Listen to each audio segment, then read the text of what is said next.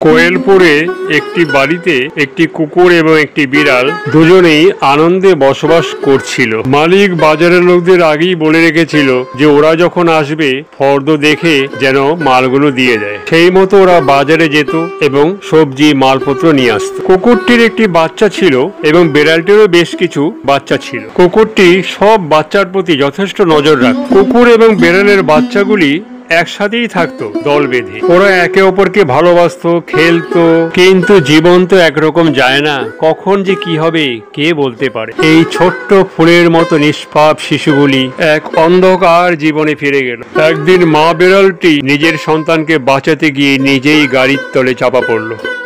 মা বিড়ালটি সেই সময় যন্ত্রণায় কষ্ট পাচ্ছিল। সে চিন্তা করলো তার বাচ্চাদের কে দেখবে।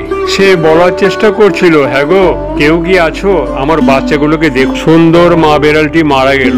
এরপরে একদিন কুকুরের বাচ্চাটিও কে যেন চুরি করে নিল। কুকুরটি বিড়ালের বাচ্চাগুলিকে খাবার দিয়ে নিজে মালিকের সাথে একটি কোম্পানিতে চাকরি করত। সে ছিল সিকিউরিটি গার্ড। সন্ধেয় বাড়ি ফিরে বিড়ালের বাচ্চাগুলির কাছে গিয়ে বসতো, কথা বলতো, গল্প করতো, বোঝাতো যে তোদের মা নেই তো কি আছে, আমি তো আছি। এইরকম ঘটনা তো মানুষের জীবনে অহরহ ঘটছে।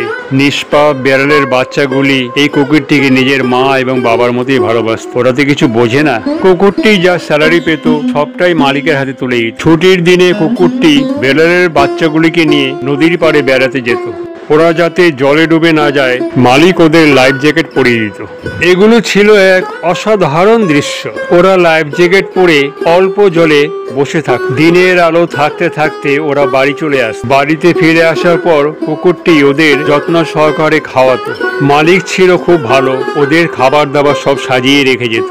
খুব ব্যস্ত মানুষ ছিল। কুকুরটি তীক্ষ্ণ দৃষ্টিতে ওদের দিকে নজর রাখতো, কেউ যেন কম না খায়। এরপর কুকুরটি এই বাচ্চাদের নিয়ে বিছানায় শুয়ে পড়তো। বাচ্চাগুলো যতক্ষণ না ঘুমোতো ততক্ষণ কুকুরটি ওদের উপর খুব নজর রাখত। এক সময় সেও ঘুমিয়ে পড়তো। সকালে উঠে যে আবার কাজে যেতে হবে।